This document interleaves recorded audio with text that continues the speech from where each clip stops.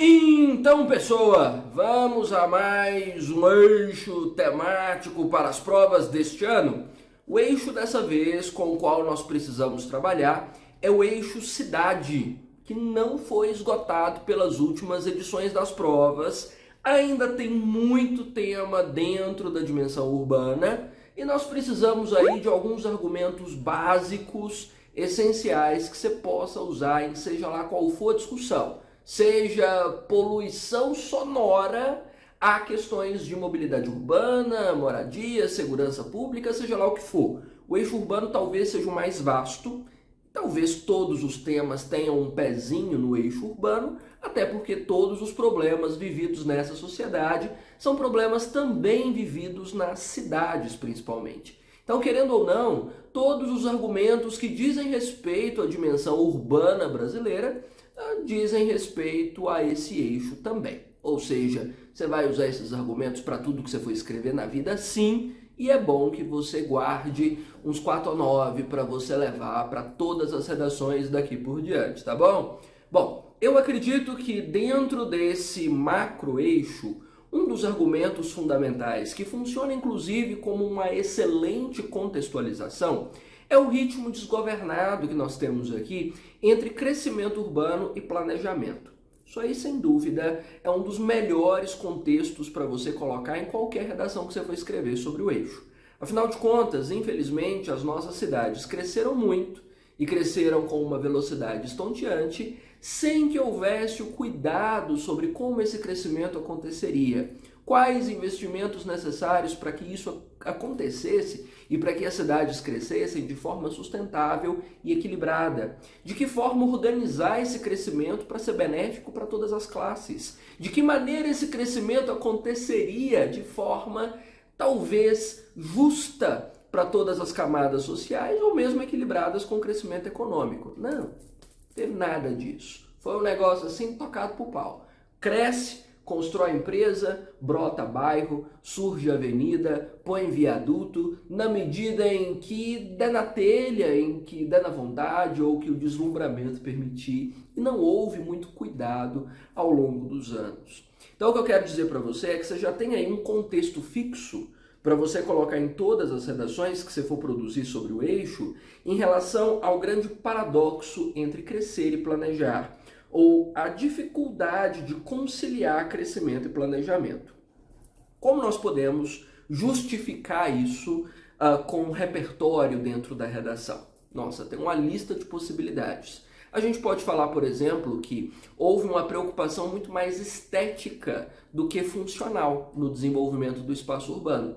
Porque sim, houve mais preocupação em fazer as cidades serem bonitas do que necessariamente fazer as cidades serem eficazes, funcionais para as pessoas. Pense, por exemplo, a realidade de Brasília. Pense sobre o trânsito de São Paulo. Pense, por exemplo, sobre o saneamento do Rio de Janeiro. São realidades em que a estética foi preponderante. A preocupação com fazer cidades bonitas, com fazer cartões postais mesmo, para vender o Brasil tropical como vanguarda do princípio da industrialização no século XX e não necessariamente com fazer cidades funcionarem de fato para abrigar pessoas, para serem, vamos dizer, confortáveis. Você pode sustentar isso pela visão do simulacro discutido por Jean Baudrillard, por uma preocupação social com parecer ser muito mais forte do que o ser de fato, ou talvez com a dimensão arquitetônica de Le Corbusier, que foi uma das influências maiores para a engenharia urbana como nós conhecemos hoje, dessa coisa das cidades megalomaníacas, lotadas de concreto armado por toda parte, uma maravilha para os olhos e a destruição para a nossa qualidade de vida. Estética, é bonito, mas não é bom de morar, né? É o que predomina em boa parte dos lugares. E aí onde não é cartão postal, é uma distopia, quase uma antessala do inferno, né? Se você pensar o que são as periferias, se você pensar o que são as marginais e viadutos descontrolados, em que ninguém consegue se mover e a cidade acaba não se tornando orgânica, né? Não se torna lugar para viver de fato. Dá para fundamentar essa dificuldade também entre conciliar crescimento e planejamento com a velocidade com que tudo isso aconteceu. Foi assim, ó, da noite para o dia. Nós estávamos atrasadíssimos em relação ao desenvolvimento urbano no século XX. A Europa já tinha conseguido um salto urbanístico monstruoso do século XVIII até o XX. E adivinha, no século XX a gente estava puxando carroça ainda. Não tinha estrutura urbana compatível com o que era o mundo considerado civilizado, com o que era o mundo considerado tecnológico. Nós éramos ainda rurais. E sermos rurais no século XXI não era visto como vantagem, era sinal de atraso. Então, não foi só JK que ficou com a visão dos 50 anos em 5. Foi o país inteiro que tentou condensar 2, 3 séculos de desenvolvimento urbano em poucos anos, em fazer acontecer rápido. E nesse fazer acontecer rápido, não houve o cuidado, sabe, ali com planejar as coisas para que elas fossem bem feitas. Foi tudo mesmo, como eu tinha dito, meio tocado pro pau. Vamos ver o que dá para fazer nesse tempo, com esses poucos recursos. E você tá vendo o que deu para fazer, né? Uma confusão em que boa parte de nós mal consegue viver com qualidade. Então, foi tardio. Foi um processo de modernização tardia, empurrada numa velocidade estonteante, um deslumbre estético absurdo, sem preocupar-se necessariamente com a funcionalidade, e obviamente nós esbarramos também no amadorismo, aquele velho amadorismo sobre o qual o Sérgio Buarque de Holanda tanto discutiu, que combina outro paradoxo no cenário brasileiro, entre uma ambição gigantesca e uma capacidade de execução meio pífia, caduca, xoxa, né? Capenga. Xoxa, capenga, manca, anêmica, frágil e inconsistente. Sem muita capacidade. Então, houve, né, a grande ambição de fazer o Brasil do futuro, o Brasil moderno, o Brasil com grandes estradas, o Brasil com muitos carros, o Brasil rodoviário, o Brasil dos arranha-céus. E a capacidade para fazer? E o dinheirinho para investir? Nos metemos aí os pés pelas mãos, com engenharia mal feita, com planejamentos ruins, nós vemos as cidades congestionadas, nós vemos as cidades alagadas, e nós nos livramos recentemente da dívida externa acumulada para fazer esse Brasil acontecer dentro dessas ambições. Tudo sem grandes capacidades para fazer acontecer. Aí você escolhe Jean Baudrillard, Le Corbusier, ou Sérgio Buarque de Holanda, ou mesmo o contexto histórico dessa modernidade tardia pós-revoluções industriais, tudo fica magnífico para contextualizar os enormes efeitos colaterais vividos hoje desse desenvolvimento urbano desregrado. Bom, a gente sabe de tudo isso. Nós estamos vivendo esse caos continuamente. O século XX mais o século XXI são a prova cabal de que a cidade não é o melhor lugar para viver. E quase todos os problemas, sejam íntimos, sejam políticos, concentram-se no espaço urbano. Então por que nós, né, nos sujeitamos a isso? Que a gente é tapado? A gente é burro? Também. Mas eu acredito que nós possamos compreender essa realidade pelo que Anthony Giddens chama de paradoxo de Giddens. Sim, ele criou um conceito com o próprio nome. O que tem a ver essa questão com o fato de nós nos acomodarmos ou nos conformarmos com esse espaço urbano? Nós temos consciência do risco. Nós sabemos dos enormes impactos que esse espaço urbano está deixando na nossa vida.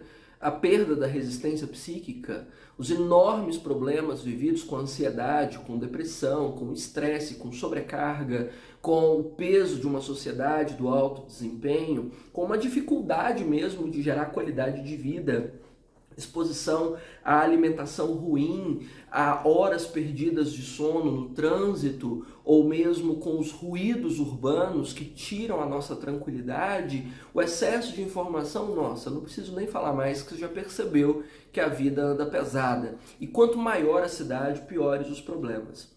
No entanto, nós guardamos ainda a esperança de que em algum momento nós encontremos um lugar ao sol. Ou seja, mesmo sabendo do colapso, dos riscos e da situação caótica que o espaço urbano oferece, nós nos sujeitamos a isso na esperança de que em algum momento a gente vença tudo isso. Que a gente consiga uma cobertura no Leblon, olhando os pobres de cima, sem a dimensão do fiasco que o espaço urbano é hoje, sem que nós soframos os impactos negativos de tudo isso. Esse é o paradoxo de Giddens. É o conhecer os riscos, os danos e os perigos, mas sujeitar-se a eles mesmo assim, na expectativa de conseguir superá-los em algum momento. E você sabe muito bem que você está nessa.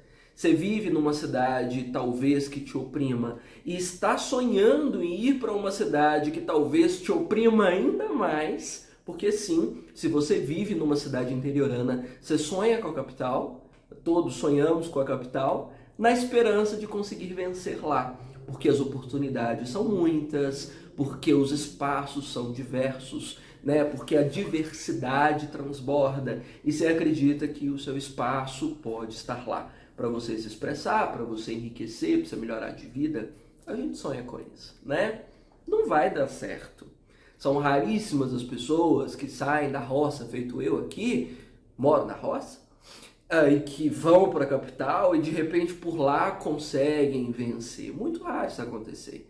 A maioria vai, sofre, envelhece a 50 anos em 5, porque é o único esquema de 50 anos em 5 que realmente funciona. Você vai acabar com a sua saúde e depois voltam com arrependido para a cidade do interior, tentando recuperar um pouco de força de vida que restar, né? Inclusive, há um movimento forte de volta para o interior, descrito inclusive como movimento migratório na atualidade. Mas nós ainda nos sujeitamos. Então, o paradoxo de Giddens seria uma justificativa para nós nos mantermos ainda nesse cenário tão pesado de sofrimento, né? Porque é meio torturante. E nessa tortura toda, você deve perceber que nós não nos dedicamos a ajudar uns aos outros. O senso de política, de solidariedade, de coletividade mesmo, né, em reconhecer que o outro exista e que talvez juntos nós possamos superar esses problemas urbanos todos, isso é utópico, isso não existe mais. Então, nós entendemos que dentro da realidade contemporânea urbana, a criação dos espaços privados gerou atrofia da dimensão do público ou da dimensão do coletivo. Essa é a sua vida hoje, você sabe disso.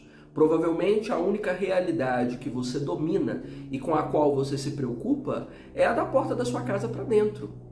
Da porta da sua casa para a rua, dane-se quem estiver na rua. Então nós rompemos as nossas preocupações com o coletivo. Nós rompemos a nossa preocupação com o político, com o social, com qualquer demanda pública que escape do nosso espaço privado. Nós nos fechamos dentro das nossas ambições, dentro do nosso trabalho, dentro das nossas preocupações cotidianas e esquecemos qualquer dimensão coletiva. Isso talvez seja um nível de alienação que torna todo o trabalho com as questões urbanas ainda mais difícil. Por que isso acabou acontecendo? Várias e várias explicações. Uma delas é do próprio Giddens. Giddens é um teórico extraordinário da Escola de Chicago e faz análises incríveis sobre como o espaço urbano se organiza hoje.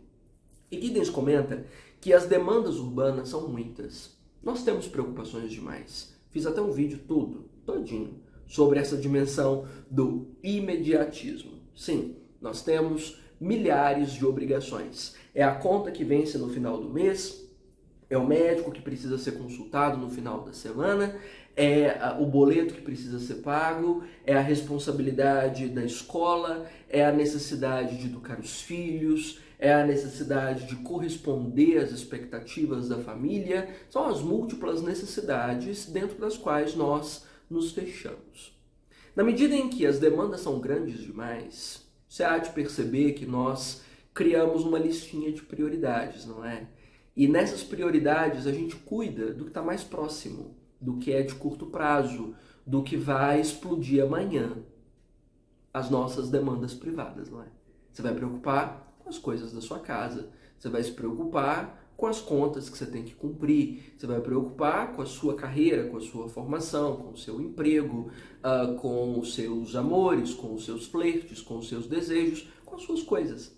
Então, dentro dessa dimensão urbana, nós somos levados, sem perceber mesmo, a esse circuito de alienação, na medida em que nós nos concentramos nisso, que é imediato e privado, e o público, que pode ser cuidado depois, vai ficando para depois mesmo. Depois eu penso nisso. Depois eu vejo se eu separo o lixo. Depois eu vejo se dá para ser solidário com pessoas em condição de rua. Depois eu penso se a mudança climática vai afetar minha vida. Depois eu penso se as minhas compras estão afetando a produção de alimentos ou espaço natural.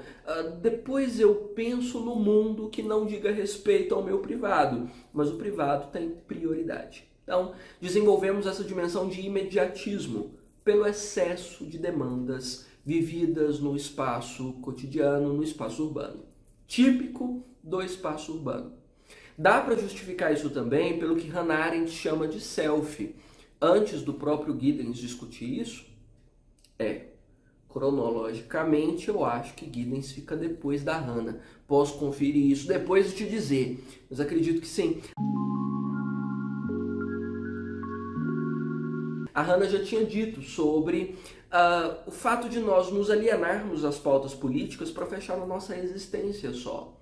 Já é um movimento discutido desde o princípio do século XX. Ela condena inclusive o existencialismo, aquele, sabe, do Sartre, do Nietzsche, que fez com que nós nos preocupássemos demais com o nosso umbigo, com as nossas ambições e esquecêssemos aquilo que ela chama de dignidade na política.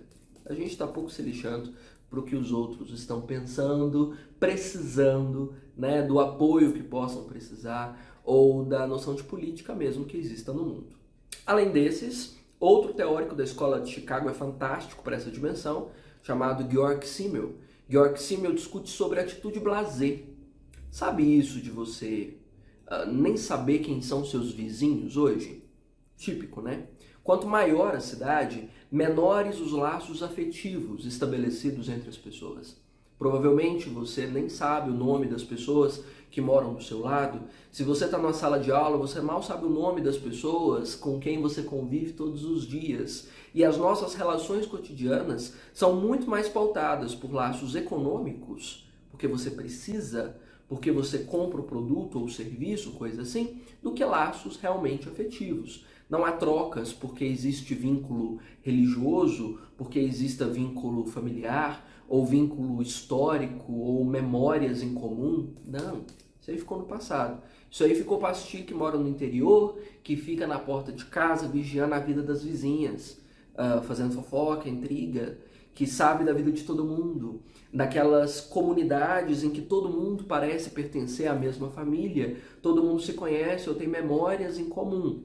Nas comunidades menores, isso ainda é muito frequente. O laço afetivo, ou aquilo que Durkheim chama de solidariedade mecânica, ainda é muito forte. Para os espaços urbanos, não. Para os espaços urbanos, quanto maior o espaço, menor a conexão.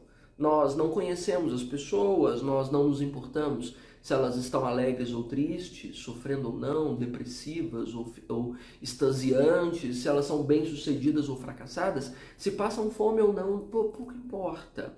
Os nossos laços são orgânicos, né? Nós vivemos uma solidariedade orgânica. Você interage com as pessoas se você precisa delas, para te prestar um serviço, para te vender um produto, para interagir dentro de uma relação assim. Aí você é educado, aí talvez você enxergue que alguém exista. Fora disso, as pessoas não existem para você. Você entra nesse circuito do blasé. Blasé significa indiferença, né? Nós criamos uma dimensão da indiferença. Dane-se, nos fechamos no privado. Então, criamos uma sociedade mais alienada. Uma sociedade em que as pessoas, embora estejam juntas, estão todas sozinhas. Nós somos um conglomerado de ilhas completamente isoladas num mar de indiferença. Não existe conexão, né? E, obviamente, nesse isolamento que nós criamos dentro do espaço urbano, nós caímos, assim, definca no inferno terrível dos problemas políticos, urbanísticos que esse espaço proporciona. Marilena Chaui, inclusive, chama isso de inferno urbano, porque de fato virou um caos, né? Marilena comentou sobre essa dimensão infernal em que o espaço urbano se tornou, no caos político, urbanístico, contemporâneo, quando houve aquelas manifestações lá em 2000 bolinha, pela redução do preço do transporte no metrô, lembra? Nem lembra, né? Que gerou manifestações terríveis, ocuparam todo o país por uma mudança política e tralalá. Marilena Chaui foi discutir sobre por que isso tinha acontecido, mas por que chegou nesse colapso? O que fez com que a gente caísse nesse buraco? E aí ela foi comentar que dentro desse inferno que o espaço urbano está, nós temos, vamos dizer, alguns países dentro do inferno, né? Algumas locações. O primeiro grande demônio dessa formação infernal é a moradia. O acesso à moradia é cada vez mais caro, cada vez mais difícil, cada vez mais distante de onde você precisa estar para trabalhar, para estudar. Se você quiser complementar essa dimensão da moradia com o conceito de gentrificação da Ruth Glass, fica, bacana. Ruth Glass, inclusive, membro da Escola de Chicago. Essa escola poderosíssima, tem uma aula inteira sobre ela, inclusive, caso você queira dar uma olhada. E a Ruth Glass comenta aqui, na medida em que determinado espaço é valorizado por infraestrutura, por coisas legais no entorno, por movimentações financeiras significativas, esse espaço tende a se valorizar. E valorizando-se, o trabalhador que precisaria morar ali não consegue mais. Nós temos inúmeros exemplos disso na formação urbanística brasileira. Nós temos, por exemplo, o caso das vilas em São Paulo. As vilas em São Paulo foram criadas no início do século XX para abrigar trabalhadores. E todas as vilas ficam no entorno do centro da cidade. Olha aqui, engenharia inteligente. Nós vamos colocar vilas de trabalhadores, com casas, inclusive, semi-planejadas. Eram sobradinhos, super fofos. Geralmente estrutura de sala, cozinha, 2 quartos. Sala, cozinha embaixo, 2 quartos em cima. Ou sala, cozinha, 3 quartos. Todos divididinhos assim, lotes iguaizinhos, para facilitar o desenvolvimento do trabalho naquela região, já que São Paulo estava crescendo absurdos, né, em termos de indústria e pela proximidade cada vez maior das empresas no centro da cidade. Aí é o caso da Vila Romana, da Vila Mariana, da Vila Madalena, tem uma tonelada de vilas lá para trabalhadores. Mas aí o que começou a acontecer na segunda metade do século XX, no final da segunda metade do século XX? Começaram a trazer umas coisinhas meio gourmet, sabe, para essas vilas. Um restaurante legal, um condomínio de luxo, uma galeria, um pub, né, uma padaria gourmet, uma patisserie, um shopping, uma baladinha, tudo que envolva movimentações financeiras, tudo que envolva melhoramento de infraestrutura, tudo que envolva interesse de pessoas para alugar, para passar, para viver. O que aconteceu? O trabalhador que precisava estar ali pela proximidade com o trabalho já não conseguia viver naquela região. Ficou mais cara. Isso se chama especulação imobiliária. Não deu ali, porque o interesse era comprar o lote para fazer um shopping, comprar a casa para fazer um albergue, um hostel, que está na linha do gourmet, né, para fazer uma galeria de arte, por aí vai, né? Vila Madalena, por exemplo, é a região boêmia, hoje com restaurantes incríveis, com bares extraordinários, com boates e tudo mais, né? Então, essa população não consegue mais viver ali, seja pelo preço dos aluguéis, seja pelo preço dos alimentos, seja pelo preço do custo de vida ali mesmo, cada vez mais alto. Então, precisaram migrar para regiões cada vez mais distantes do trabalho, mais distantes das escolas, mais distantes de infraestrutura básica de vida, como escola, postos de saúde, postos policiais, por aí vai. E aí você já cria 3 problemas em um. Você cria problemas de mobilidade urbana, porque se essas pessoas vão viver mais longe, elas vão precisar passar mais tempo no trânsito até chegarem ao trabalho. Aí já vai custo com ônibus, com carro, com gasolina, com infraestrutura de trânsito que envolva modais, que envolva a qualidade do asfaltamento e tudo mais, com iluminação pública que garanta segurança. Já temos um problema. Nós temos um segundo problema chamado déficit habitacional. Afinal de contas, se a moradia está mais cara, o trabalhador precisa deixar uma fatia cada vez maior do salário para pagar o aluguel.